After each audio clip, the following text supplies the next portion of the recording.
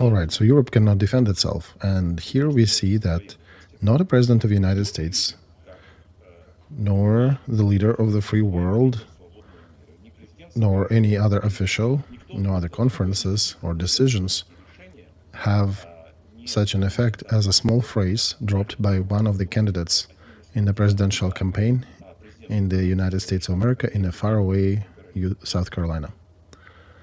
And for now, Europe is just making statements. We don't know if it'll lead to the proper results. For example, at the meeting in Brussels, there was a meeting in Ramstein, as you know. There was a NATO meeting where General Secretary of NATO, Stoltenberg, with a lot of fanfare, made a statement. And I have to preface that with another information that in the framework of NATO, that NATO members have to spend at least 2% of their GDP. We know that, right? We've been naming other numbers that were spent by other countries during war conflicts, 30, 40, 50, even 60%, right? NATO is not talking about 30, nor about 60, nor about 20 or 6%, at least about 2. So many countries, and for the first time this task was set, you know when? In 2006. In 2006, at the meeting of the Ministers of Defense in the NATO framework, it was made a decision to bring the military expense of each country up to 2%. And then it was reinforced in 12 and 14, in 16. There were already, discussion was done on the higher level with prime ministers, with presidents of members. Do you know what happened in the meantime? The expenses by NATO members were dwindling. And by 2016, when President Obama was finishing his presidency, if I'm not wrong, only 3 countries among NATO members were paying 2% of their GDP or more into the NATO military expenses. So that was 28 back then without Sweden and Finland, right? Imagine that. Who changed that trajectory? You will be laughing. Ludmila, you told me once that you are being often accused of some likes and dislikes. But yeah, by the way, this scoundrel with the yellow hair, horrible manners, Donald Trump.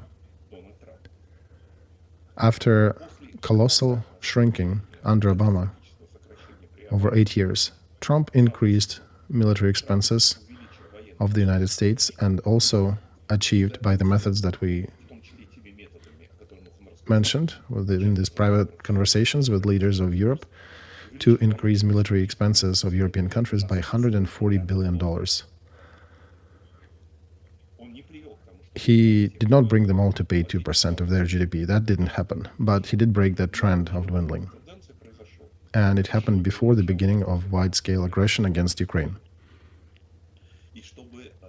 And here I started talking about Mr. Stoltenberg, who told us at the meeting in Brussels that situation is normal, right? Because countries were concerned. They were concerned what will happen. And he made a statement that in this year, in 2024, military expenses of European NATO members, so not American NATO members, Canada and United States, but European, will be $380 billion. And that was found as a big achievement. Mr. Stoltenberg, however, did not disclose the current totals for the 2023. And nobody asked, neither his colleagues, nor journalists, or analysts, or experts. Nobody posted a question, how much did NATO spend on military expenses altogether? And I have a pesky special feature. I like looking into the statistic details. I look up the documents. And I wondered, and I looked, how much did they spend in 2012? You'll be laughing. $375 billion. So the next year, they are planning to spend 380. having spent 375 a year prior. So they're increasing it by only $5 billion. And since the internal GDP of all these NATO members over 2024, according to the prognosis and projects, will grow more than the proportional weight of the military expense in GDP of NATO countries, non-American NATO members, in 24 will be dwindling, not growing. If these numbers that were published by Mr. Stoltenberg are to be trusted. This is also to that conversation that we touched upon a bit earlier about the balance of real military potentials and real military expenses.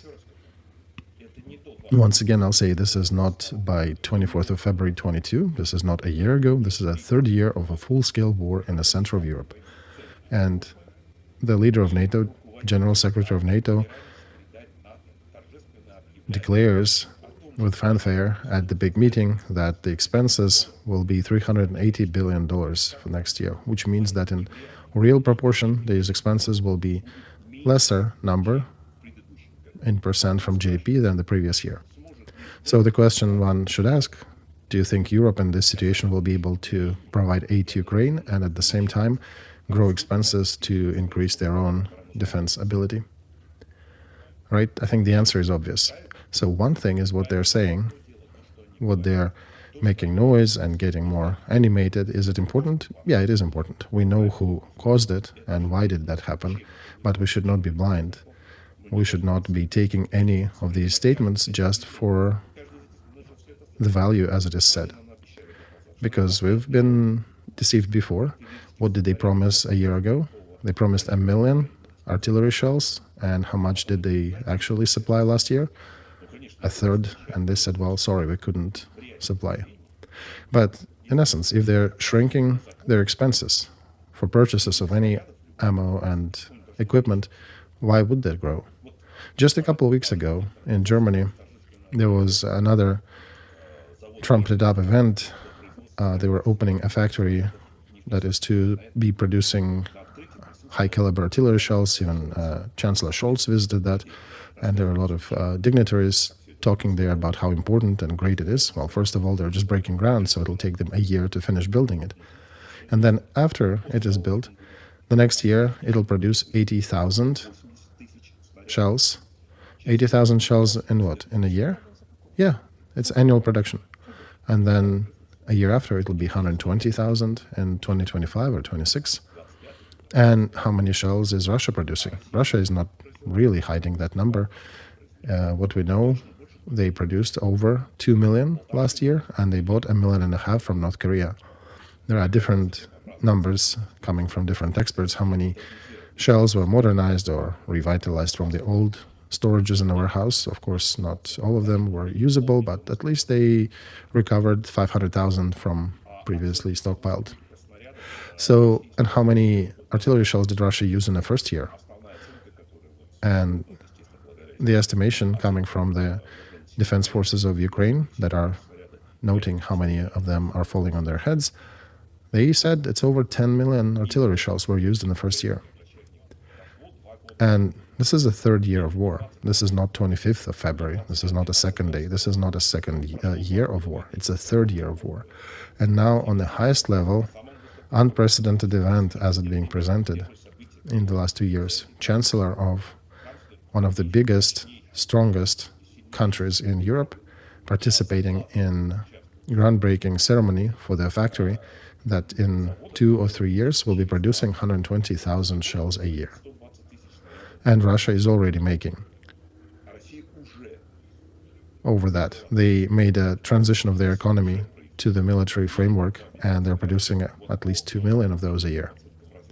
By different estimations of intel services around the world, they're predicting that this year they'll produce likely 2.5 million, and that's the lower bracket of the prediction. So we're coming back to the matter of correlation of military potentials, correlation of economic flows, what Ukraine gets versus what Russia is getting, correlation of expenses, how much Ukraine and the allies are spending versus how much is Russia spending. Correlation of the number of actual shells, the number of troops on the front. In any of these numbers, can you find any of them where the balance will be different? Not in favor of Putin's Russia? But as you're saying, yeah, this is for today. Right, for today. What about tomorrow? Do you see any trend that these lines are getting closer? That they're getting somewhat better? No, they are actually falling apart at a higher pace. And the reason is that Europe and United States together during these 2 years are demonstrating consistently that the increase of their input to help Ukraine is lagging, seriously lagging from what Putin is doing in Russia. Not only by the beginning of war, by the initial frame of this war, but also at the end of the second year. The same thing continues. And sorry, there were a couple more topics you asked, but yeah, I'll let you ask more. Let's go to more questions. Now to United States, Andrei Nikolaevich. In the world, in Europe countries, if you talk to Western politicians, experts, they have started preparing as to one of the options that Trump might become a leader in the United States. They're treating the situation differently, but they are considering it as a possible eventuality, since Americans will be the ones electing their president, and chances are this might what happen. So it coincided so that under speakership of Johnson, who is often being connected with Trump, people consider that he is a Trump supporter on the British Isles, but under Johnson they did not vote to aid Ukraine, to provide aid to Israel. And here we have a feeling that already, here and now, we don't know how it will go further. We don't know what will be the results of presidential elections in America. We don't know how events will unfold during the election campaign. And we, of course, do not know what his politics will be. It is a complex question. But already here and now, we see a group of problems with the Republican wing that is strongly affiliated with Trump. So if we can, let's talk about the perspectives.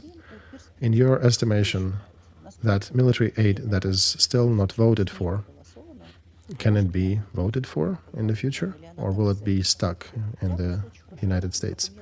I remember my interview with Andrei Illarionov in spring of 23, and he told me verbatim that if you, he basically advised, please try to fulfill all your actions, counteroffensive and others, before the autumn of 23, because after that you will have no support. Then in spring of 23, these words did seem to me very unusual, very pessimistic, I would say. Right? They cut me pretty hard and I did not trust them. And many statements that were made in the United States that there'll be ongoing support, don't worry about anything. We heard about that many times. And I heard that in American interviews and with American analysts. But it's happening as it is, right? The help is still not here. So about perspectives and possibilities, do you think they will come to agreement about some strategic elements? So you remembered, Ludmila, the interview of Osland, I think it was in April of 23, right? That's the interview when he said that those people who come to shout near the White House and demand Lend-Lease to be used are Putin's agents. So that interview that was addressed at Ukrainians and Americans of Ukrainian and Russian descent who were protesting against Putin's war and who were continuously supporting and being very vocal about providing enough military aid to Ukraine. So such representatives who come to give these interviews, they deflect the tip of propaganda against the people who are active about supporting Ukraine.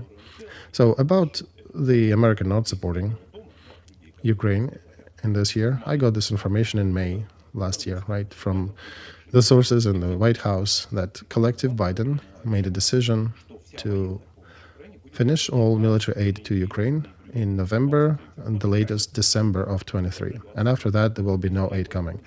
And it was also said that Ukrainians, you guys make your own decisions. You can either stop this war, try to sign peace accords, or, continue fighting till the last person.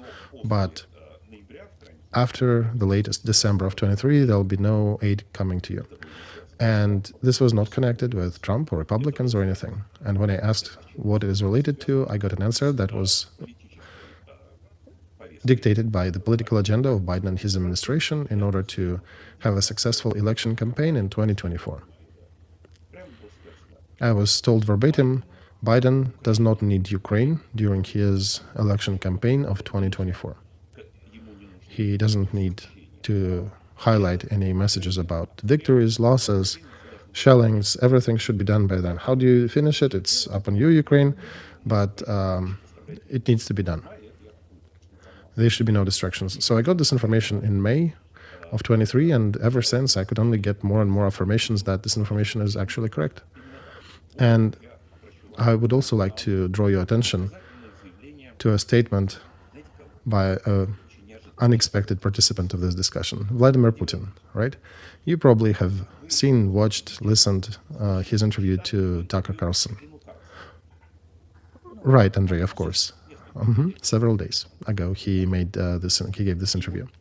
So, among a lot of garbage, historic, quasi-historic, where he was talking about the letters of Bogdan Khmelnytsky to Russian czars. By the way, why Carlson wouldn't publish the copies of those letters so that people could see exactly what was transferred, what was given, how it is presented in those letters. And it would be interesting probably for people both in Ukraine and on the American side.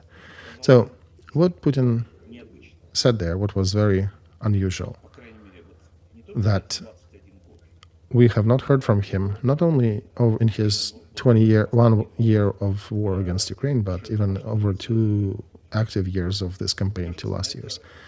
I think nobody paid attention to that moment. People paid a lot of attention to falsifications, to his historic weird circles and other elements, and they were kicking him, rightly so. But important information that he actually delivered is still ignored. But he did say that we keep turning to the leadership of the United States of America with the same message: stop supplying arms to Ukraine, and the war will be done with in several weeks. Did he make this statement before? Any time before? No, not publicly, ever. And here he highlighted that. There is a whole paragraph there in the interview at the appropriate moment. So you're making an accent on constantly sending message to American side? No, not exactly that.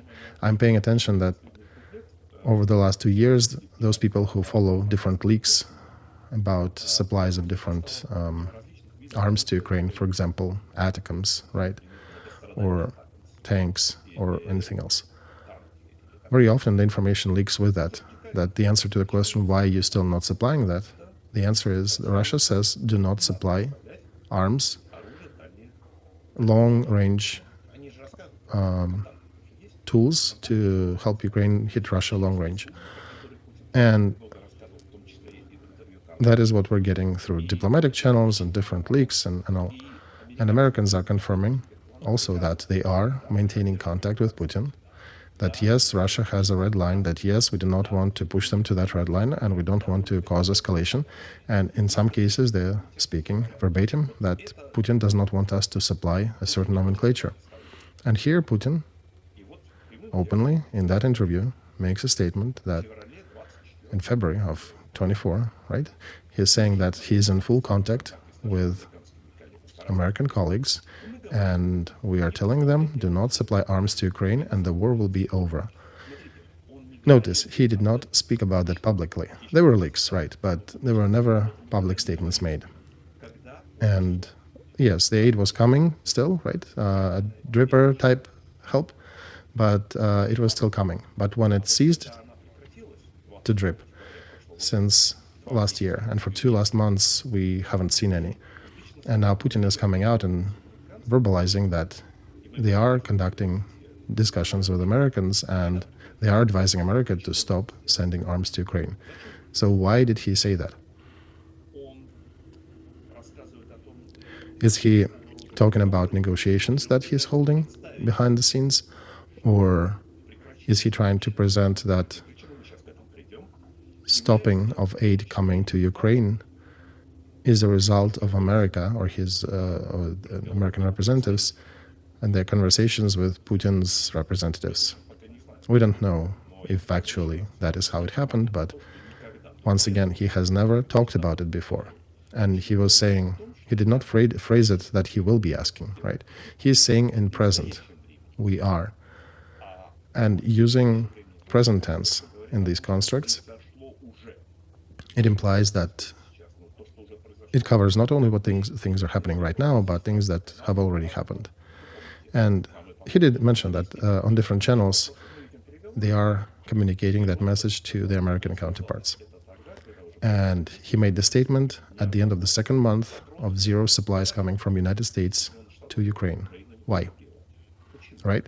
Interesting moment. And now we're getting to main questions. So, so-called security supplemental bill, the bill about providing additional aid to national security of Ukraine, the one that drew so much attention of administration of Biden in the White House, different media in the United States, media in Europe. Ukraine is talking about that all the time. So big monies, what is there, 60 billion were designated for Ukraine, but still not voted for and not delivered. And Ukraine is dying because of that. So a question to you, Ludmila. Have you read this bill? No, I haven't read it in details, Andrei. I have to confess. You know, not only me, but many colleagues of mine, including Gary Tabach, as you know, are asking a similar question in different streams to their counterparts in Ukraine.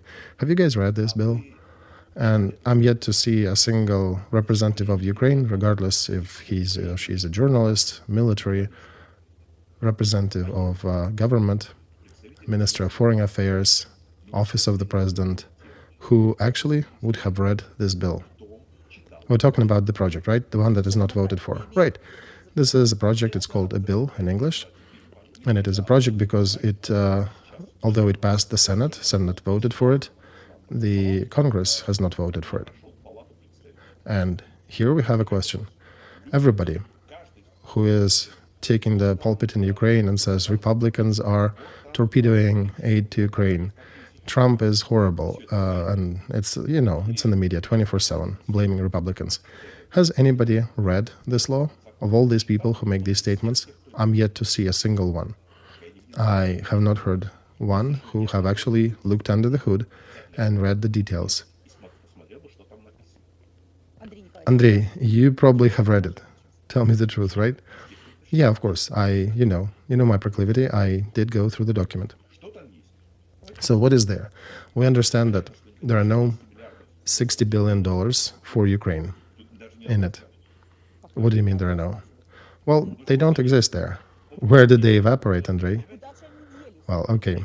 There are myths and legends that are told by Putin, which everybody is laughing at and cursing him. But the myths and fairy tales told by the White House, nobody, for some reason, is not discussing them. But there are no 60 billions in this bill. This number is not there. So we have discussed that in conversations with you, Ludmila, that military aid to Ukraine over the last 2 years was arriving via two channels, well-known channels, PDA, USAI, and FAF. 3 channels. And fourth channel, Lend-Lease, was signed by Biden, and not a single cent came to Ukraine on the fourth channel. Not a Band-Aid, not a gun, not a bullet. It was gutted at the beginning. And we'll return to that bill later if we'll have time. So there are 3 channels remaining. PDA channel, Presidential Drawdown Authority, what he can take from the warehouses in the United States Army and deliver to Ukraine directly. How much money via that channel? So in that bill that Senate voted for, it is $7.8 billion allocated for that channel for next year, right? For 24, the current year. Right, until the end of 24 fiscal year, until the 30th of September of 2024. But there is a small question there.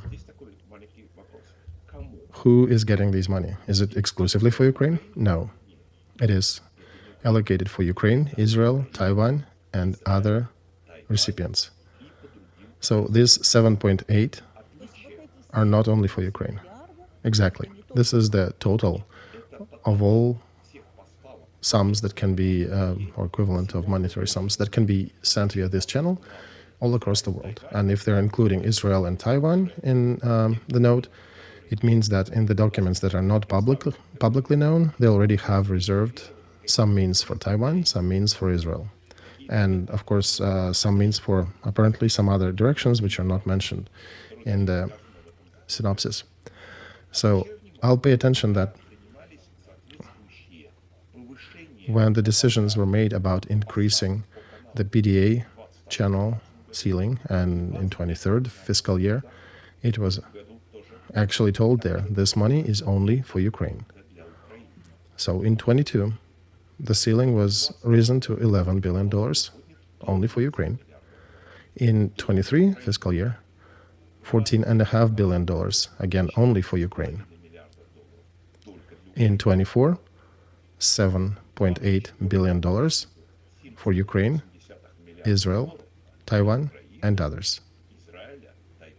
So the first question coming out of it, after reading this text, how will that amount be split between potential recipients? We don't know the answer.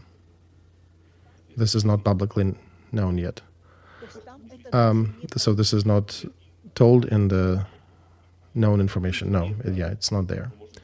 We can make a supposition that there are more detailed documents that are telling that if they mention these countries, that there is some separation of this amount between the three of them, at least.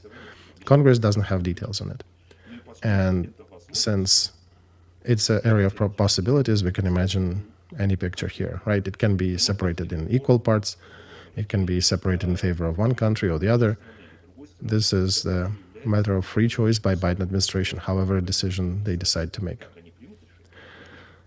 So one cannot say that Ukraine gets $7.8 billion allocated via this channel. We don't know how much Ukraine and other countries will be getting from this amount. So when people are saying that, there is some aid to Ukraine, on PDA, we don't know how much it is. And now let's imagine the situation. We know, for example, the situation on the Middle East, the war that Israel is waging against Hamas. We know about the threat to Taiwan, right? And by the way, if that threat materializes and there'll be a serious conflict with mainland China, then again, counting the priorities of the United States, the whole amount may end up going there without any questions. They may just take the whole 7.8 and just send it there, giving the military and economic potential of mainland China, and nobody will even squeak about it. No Republicans or Democrats, they'll just give the whole amount there. But we don't know that for a fact yet. So if it remains like now, right? If the situation remains as it is, there is some war in Ukraine, the war in Middle East. So then let's imagine some realistic picture. $5 or $6 billion will probably be given to Ukraine, probably a bigger chunk of it. Again, we don't have documental proof of it. This is us playing scenarios here. And then maybe $1 billion to Israel and $1 billion to Taiwan. $5 or $6 billion for Ukraine would be, in this case, a ceiling for PDA, and this would be 2 times less than in 2022. That was 11 billions back then, and 3 times less than in fiscal year 23. So aid to Ukraine has dwindled 2 to 3 times compared to previous years. Again, we don't know for sure. This is at least realistic scenario. Another channel, SBI, USAI. Is there an amount there? Yes, there is a $13.1 billion, but this is not for 1 year. This is to the end of 25. So accordingly, if we split it in halves, it'll be $6.5 billion for this year, not more, right? If it's proportionally split. And then there is a channel FMF, Foreign Military Finance, and there it's $1.6 billion, and also to the end of fiscal 25, so for 2 years. In this way, if we sum all three numbers and we present the most ideal picture for Ukraine, that the whole channel USAI will go only to Ukraine, FMF only to Ukraine, we will get a total of slightly over $15 billion, so a little more than $8 billion, approaching, slightly over $7 billion per year. And let's say Ukraine gets $6 billion on PDA, right? So 8 plus 6, it'll be $14 billion total on all three channels for Ukraine. Now, is it a lot or is it a little? If we use the same approach that we've just talked through, that our listeners and viewers are seeing, $14 billion for this year. Let's compare it with what was happening in 22 and 23. In 22 and 23 fiscal years, as a result of 4 different bills that were adopted, Ukraine should have received military aid worth of $48 billion with a B. So should have or did receive? Big difference, right? Should have received. So the money were allocated for $48 billion total on all the three channels, PDA, USAI, and FMF. $47.8 billion. That's what Congress designated for Ukraine. Right now, the offer of Biden's administration for Congress, in case, if that passes the Congress, then in the best scenario, Ukraine, again, we're giving the higher brackets. We think it's on the higher side, but we'll see as it happens. In best scenario, it'll be $14 billion per year. So the first year was 24 billion years, right? We split 48 in halves, so it's $24 billion per year. Now we have 14 at best. So dwindling almost by a factor of 2. So we've been discussing what is happening with war with our listeners. The war is getting more intense, right? The intensification is indeed happening. More people get involved, more resources get involved. What is happening in Russia, right? What is happening in Ukraine? And the answer to that by the biggest, strongest partner of Ukraine in the current prognostication, what we're seeing now, is to shrink aid to Ukraine at best, in best scenario, to shrink it twice. And this is the better scenario. This is if the main part of PDA will go for Ukraine and not for Taiwan and Israel. And if Biden will fully direct all that into Ukraine. But is he doing it? Did he do that last year? No. We know that on PDA, in the first year of war, the ceiling was at $11 billion, but he gave only 9 and didn't give the other 2. Next year, PDA was allocated $14.5 billion. How much did he give to Ukraine? 12. He didn't give the whole amount. So, and we'll get back to that. Unused means on the PDA channel that were allocated for Ukraine but were not used, the total amount reaches already $4.5 billion. This is Ukraine money, or allocated money for Ukraine, or Ukrainian arms, right? Everything is signed. All you only need to do is just wave a hand to give it. Is it coming? No, it isn't. Biden is not sending it. Well, Biden has a good answer why, right? Oh yeah, we'll get to that answer. Right, don't forget that. But I'm just saying that The means were already allocated. They were designated. The ceilings were set, but the arms were not supplied to its fullest. So we're talking about this $14 billion for 2024, but who guarantees that the Biden will not do the same thing with these monies as he did back in 22 and 23? What is the guarantee? We don't have that. So we said that all military aid given by Congress for 2 years was almost $48 billion, 47.8. That is known on all three channels. Do you know how much was actually given to Ukraine of military equipment over these 2 years?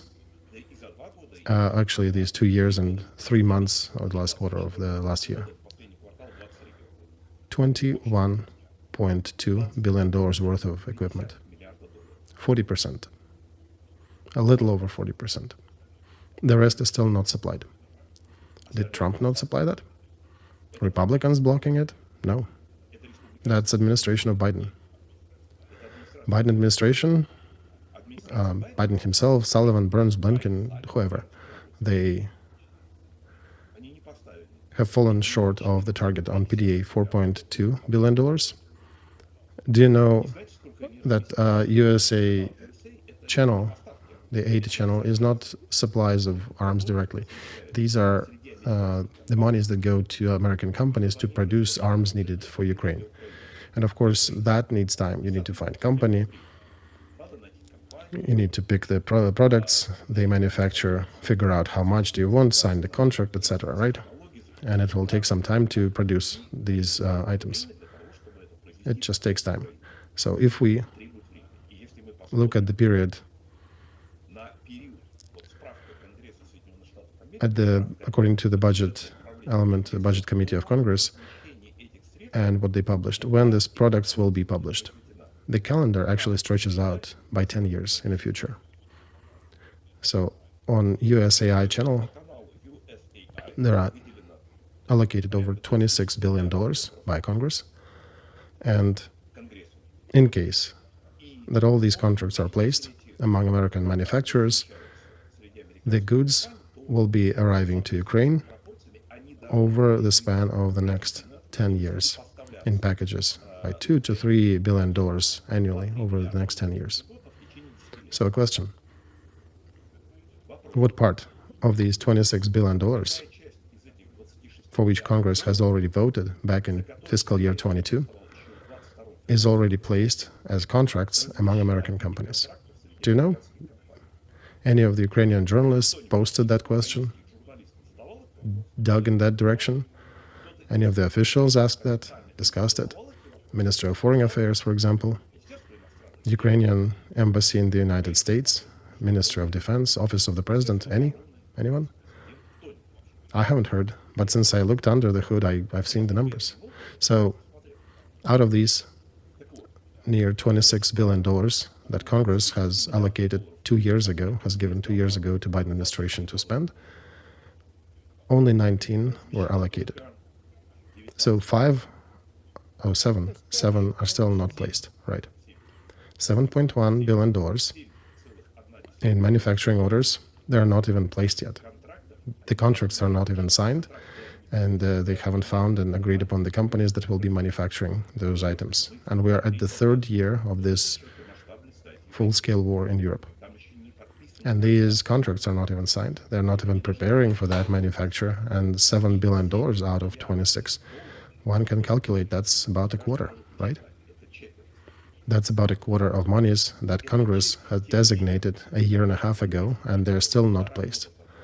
So overall, $4.2 billion on the package of PDA, $7.1 billion on USAI channel. They come total to $12.3 billion, either not delivered to Ukraine on the PDA channel or not placed. This is slightly over a quarter of all the means voted for and allocated to Ukraine for Biden administration to supply to Ukraine in military aid. And we are, again, at the third year of this war. So there is a question. If Biden's administration hasn't used for the goals and purposes of helping Ukraine $12.3 billion, for which Congress already gave them a green light to use. Moreover, probably can say that they told the administration to use that money. What is the logic then to assume that in the new package, that supplemental bill that is being stuck in Congress now, for which Senate has voted and that is being so widely discussed everywhere, even if it will be voted for, who is to say that it will not face the same destiny as the previous votes, as the previous bills? What precludes Biden administration now, without Trump, without Johnson, without Republicans, good Republicans, bad Republicans, mad Republicans, any kind of them, to use those $12 billion that he still has to help Ukraine? Anything blocks it? There's no Trump, there's no Johnson. It's just Pentagon, Department of State, the Office of the Security, National Security, and there's nobody else, and that and the president, and they're not doing it.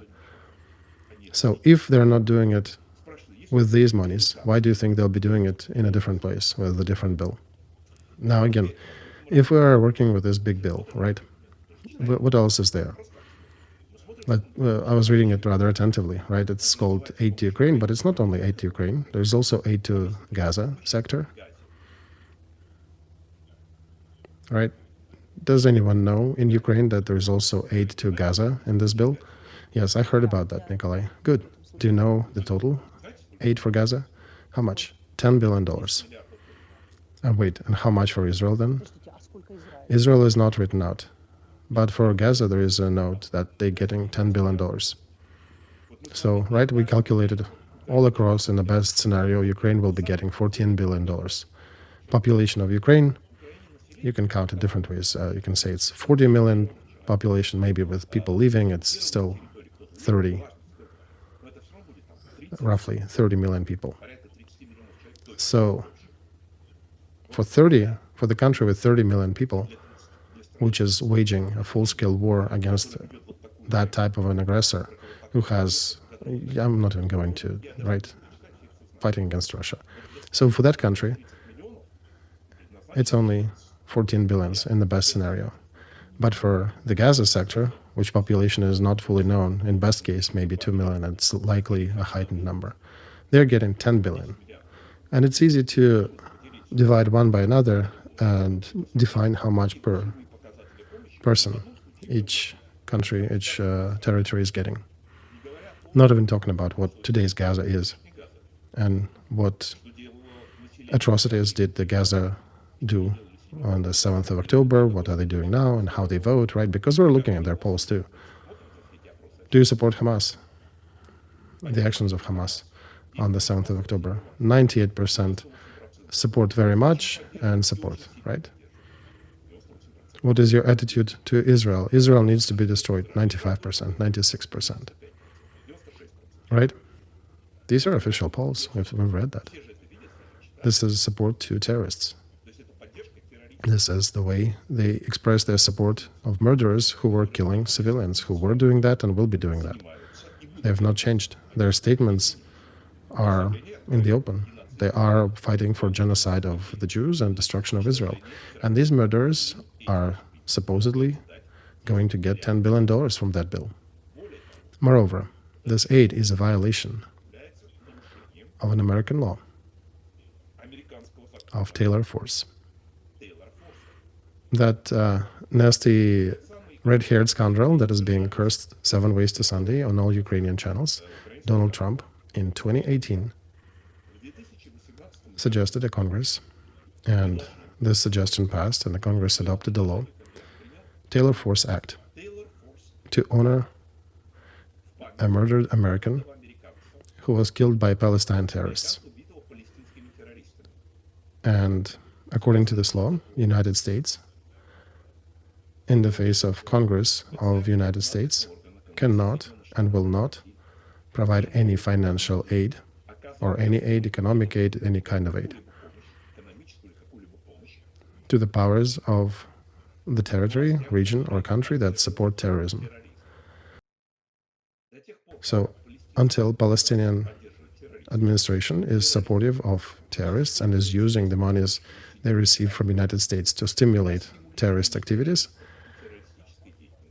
to pay pensions to the widows and families of terrorists who are killing their neighbor Jews, no aid from United States will be coming or should be coming to Gaza, and the West Bank. Palestinian autonomy will not be provided. This law came to action in 2018, in 2019 and 2020. The aid of the United States to terrorists in Palestine has stopped. The moment Biden administration came to power in April of 2021, this act was de facto cancelled by the actions of Biden's administration. And the first $150 million that were, by the way, designated to help Ukraine, they were withdrawn from the Ukrainian fund and sent to Gaza, to Palestinian autonomy, in April of 21. $150 million immediately, without any discussion.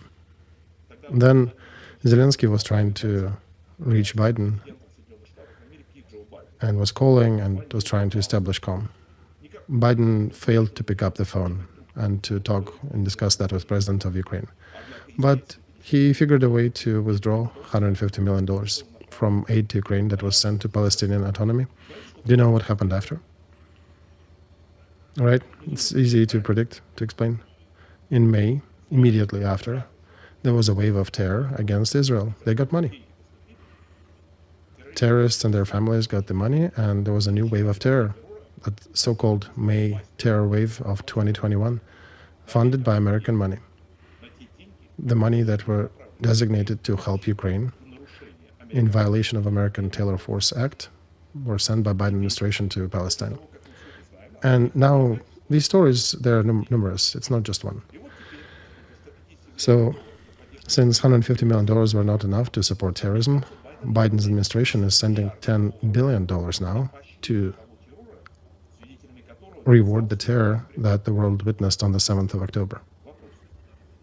The question, how should a normal congressman in the United States and normal senator here react to that?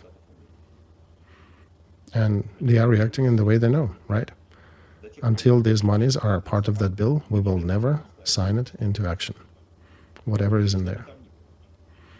This is money to support terrorist activities, to reward murderous activities of Palestinians against the citizens of Israel, of the United States, Russia, Germany, and many others who were there and were murdered on the 7th of October. And that's why American congressmen and senators said, no, we're not going to do that. Will they actually go through with it? I don't know, but they expressed this statement.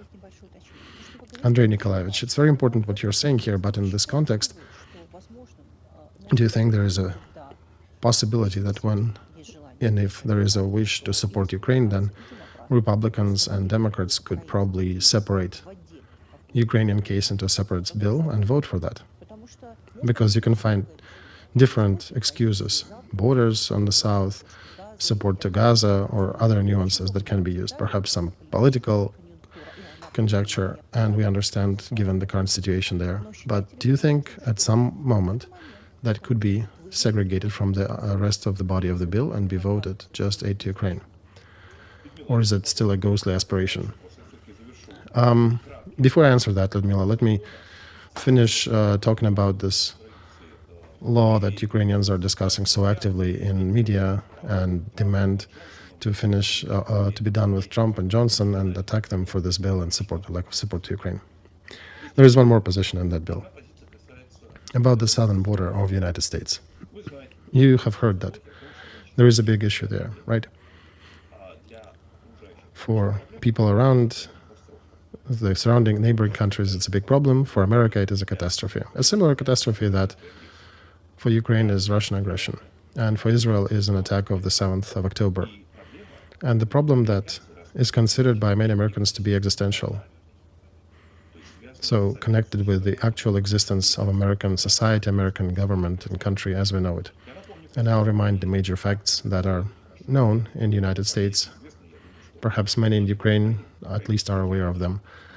But over the 3 years of Biden administration presidency, the southern border was crossed by 9 million illegal immigrants. 9 million. These people cross the border because illegally. Most of them are young, 18, 20 to about 40, in good shape, many with military and criminal background in special services of different countries. And this is not just Latin Americans. There are a lot of Arabs, there are a lot of people from Middle East, a lot of Chinese, a lot of people crossing that border. And there is a bunch of people with criminal background, people with different diseases as well.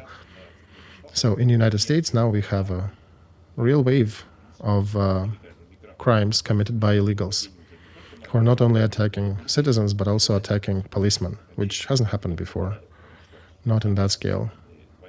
Because even the worst criminals in states usually refrain from attacking police officers. It's just dangerous. You could be shot back at.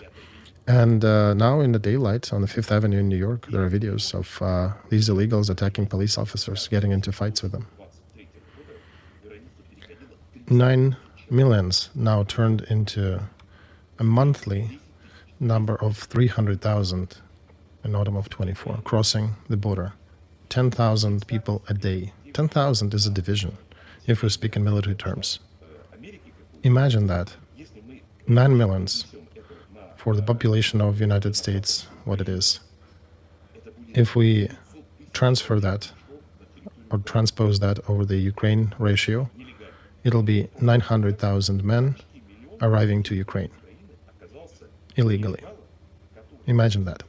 About 1 million people coming to the territory of Ukraine that are illegal, who are committing crimes, murders, rapes, etc. How would Ukrainians react to that? Right now, Putin's army that is trying to break into Ukraine and capture it is about 600 to 650,000 people. And Ukrainian armed forces and society at large is resisting that invasion and is not letting him do that, right? And here, it's not 600 and 650, but 900,000, right? The population of the United States is slightly over 330 million, so about 10 times. And the ones who came here, they're not at the front, they're not being resisted, they're already inside. 1 million of people in Ukraine proportions of different culture, different looks, different ideas, many of them anti-American completely. How should Americans behave? My colleague and friend Yuri Tabach, that many people know, he is saying that's what's happening. His son was attacked in New York. His rabbi friend that he knows in Washington was attacked, in Washington, D.C., in the capital. And that's happening all across the country. How should we treat it? And we treat it in a similar fashion as Ukrainians treat the aggression that is being done against Ukraine. Many of the Americans consider that to be a question of life and death, an existential matter for the country, in the same fashion as citizens of Israel treat the attack by Palestinian terrorists. And in this law, why am I talking about that? That in this law, Mr. Biden added a clause. How is he going to fight with this? Because that was one of the demands of Republicans, and not only Republicans, also Democrats now. This is already a bipartisan question. So if there'll be only 5,000 illegals crossing the border per day, then no measures can be taken. It's forbidden. And only if the number will exceed 5,000 per day, then we can start thinking about some measures about limiting that flow. And when the congressman got this text and got acquainted with this, they said, translating into Russian language, over our dead body.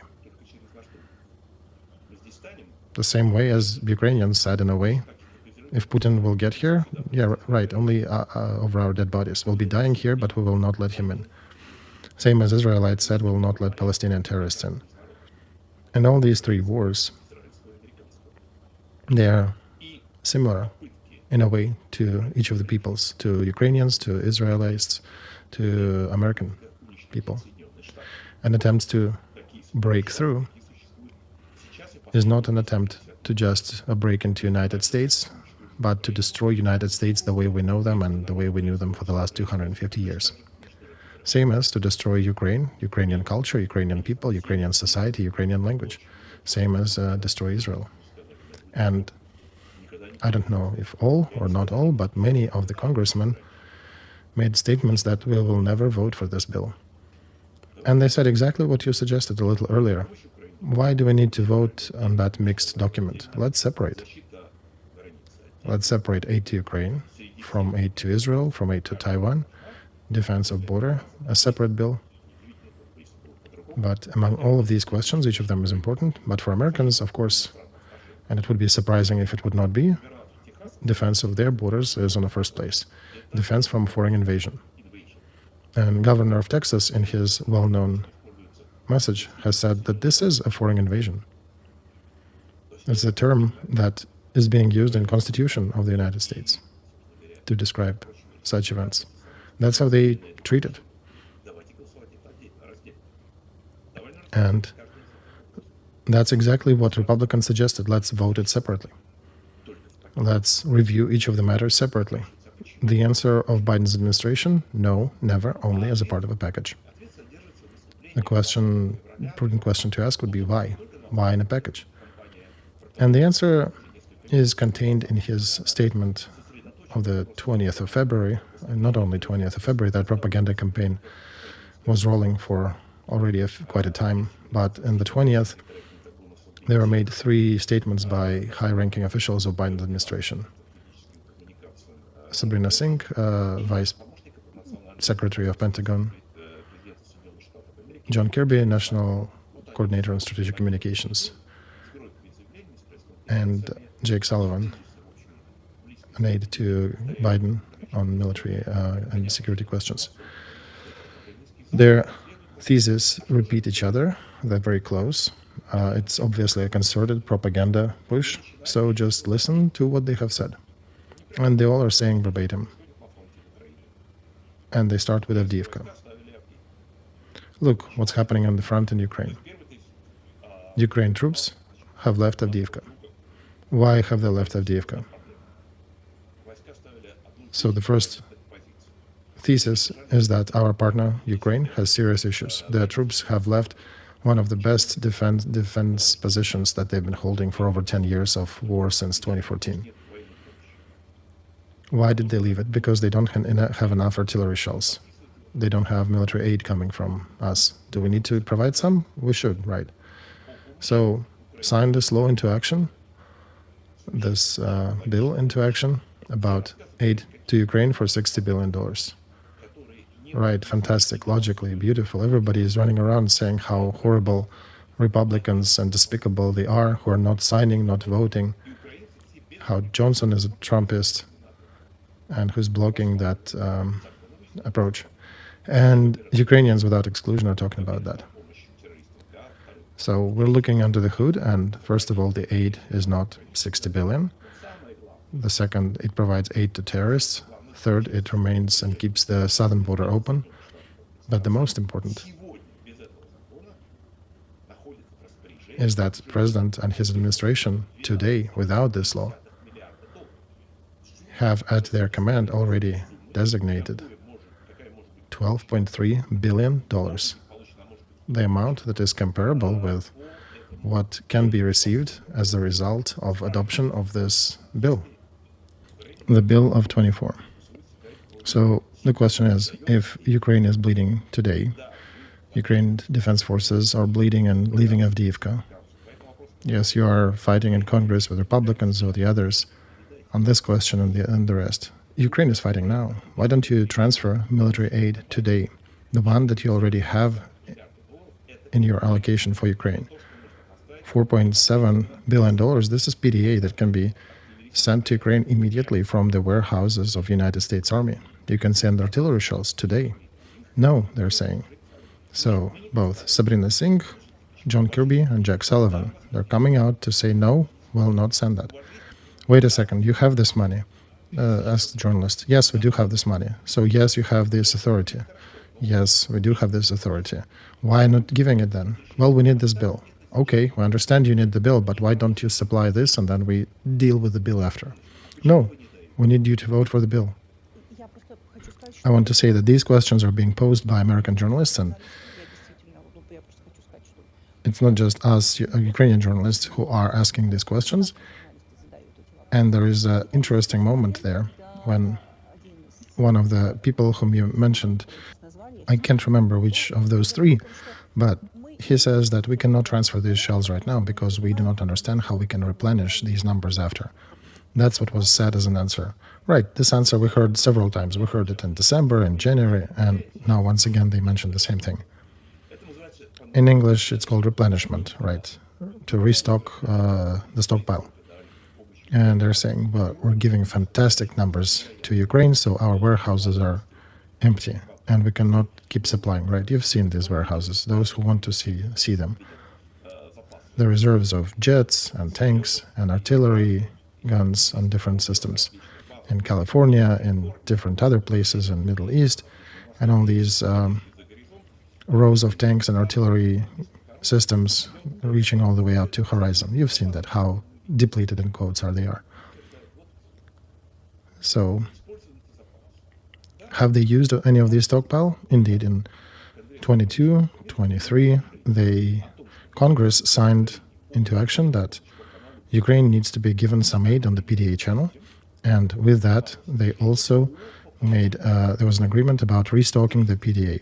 So PDA is the way it works. They set the ceiling for PDA, and then Congress gives money to Pentagon to continue purchasing to replenish whatever is being drawn by PDA.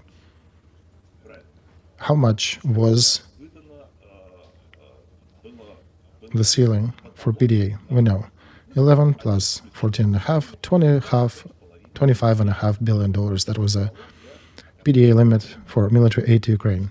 How much was given to replenish the stockpile? 25.9, almost $26 billion. So it's all in the clear. 2 years passed. Let's see what happened. Were those means used that were allocated for Ukraine, that were supposed to be sent to Ukraine, and the ones that were supposed to be sent to replenish? So 25.9 were planned to be used to replenish. 25.9 billions were fully restocked, right? Were used. So it means that the stockpile should be restocked, right? Yes, that's exactly what it means. And now let's see how much aid was given to Ukraine. We said 25.5 is a joint ceiling. How much was given? $19.3 billion, and that's what exactly given to Ukraine. The difference is $6.2 billion. So the difference between what was allocated for Ukraine and how much was actually given and how much was replenished, the difference exactly exists, but it's with a different sign.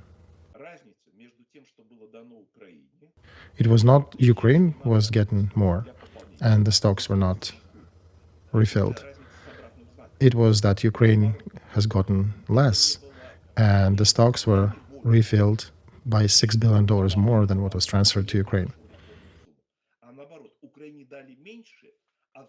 So, in 2 years after this operation of using PDA for Ukraine and restocking the military surplus in the United States, the military stockpiles, the stockpiles of the American army actually are exceeding what they were at the beginning of the period by $6.2 billion.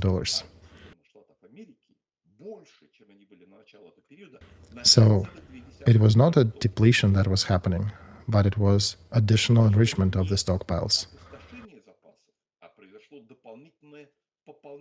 compared to what it was by the beginning of this war in Ukraine in February, the last hot phase of February of 22.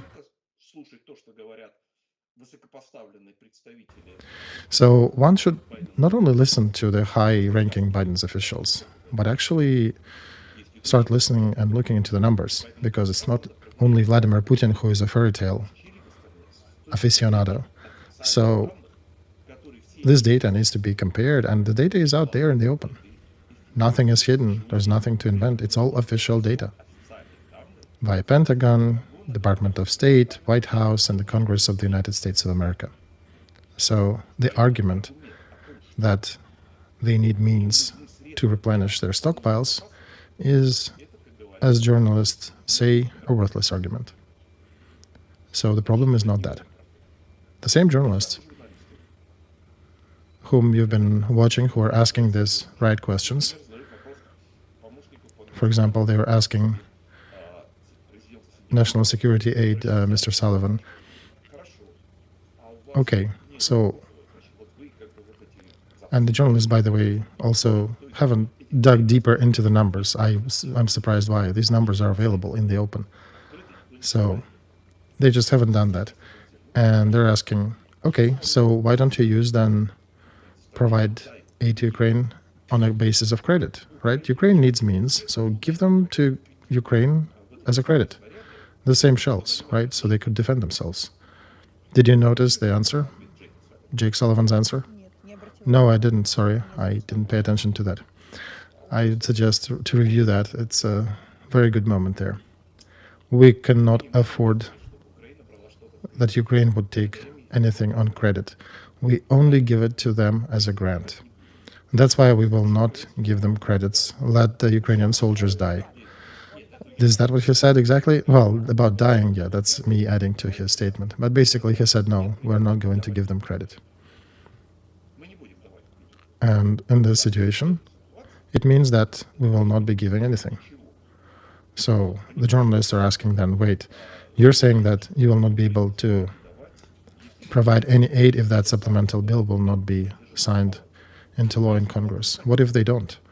How will you continue helping Ukraine? No, we have only one option. We don't have any backup plan. We only have plan A to make sure that Congress votes for that bill. And the journalists continue pushing, saying, well, imagine they're saying no, they're not signing it in. You still have $4.2 billion in PDA that you're not giving. Why not? And Sullivan mentioned the replenishment issue, but Sabrina Singh, she is the second head in command in Pentagon, and she just was kind of more open on that. And she said it will be not comfortable for us to do that. So, right, Ukrainians are losing their lives fighting over Avdiivka, but Sabrina Singh and Pentagon they're just feeling uncomfortable to use that support without the bill being signed. That's exactly what she said. We cannot provide aid and will not be providing designated aid that was already voted for, $4.2 billion worth, of the risk of losing the comfort. And this is the quote. This is the words of Sabrina Singh, the Vice Press Secretary of Pentagon. So they're acknowledging that, yes, Ukraine is losing people, losing territory, including unique fortified territory of Avdiivka, for the lack of artillery shells, lack of means to defend itself, lack of equipment. Do we have money? Yes, we do. Do we have arms? Yes, we do. Did Congress give it to us? Yes. Are you giving it to Ukraine? No. Why? Because we want to extort that bill out of Congress. Can you give money to Ukraine on a credit basis? No. Yes, we can, but we won't. Why? Because we want that bill to be signed. Why do you want the bill to be signed? If you have not given $12 billion, you still have to give from the money already allocated. If you're not giving credit, if you have destroyed the Land-Lease program, if you have not placed the contracts worth of $7 billion to be manufactured in equipment and shells and other supplies to Ukraine, that means that you're not trying to help Ukraine. You just want the bill. Nothing of what you're doing confirms your desire to help Ukraine in any fashion. You express only one wish, that you're talking about that, and the whole Democratic press is talking about that, that supports Biden's administration. They want that bill. So that bill is needed for what? To help Ukraine? No. To help Gaza. To keep the borders of the United States open. So next time when you hear somebody talking about some scoundrels and scumbags in American Congress are trying to stop aid to Ukraine, you can say no. If current administration wants to aid Ukraine, they have a ton of channels that they can use to help Ukraine immediately, and could have done it in the last 2 months when nothing was sent. And we have not even touched on the other channel, EDA, excess defense articles. This is a surplus of military materials and military production which are expired or need to be transferred or need to be get rid of, and they can be transferred to Ukraine for symbolic pay or free. There are a lot of different channels that can be used to aid Ukraine, for which you need no decision by Congress. And yet they're demanding the decision of a Congress. So if they're demanding that bill, they're not looking to aid Ukraine.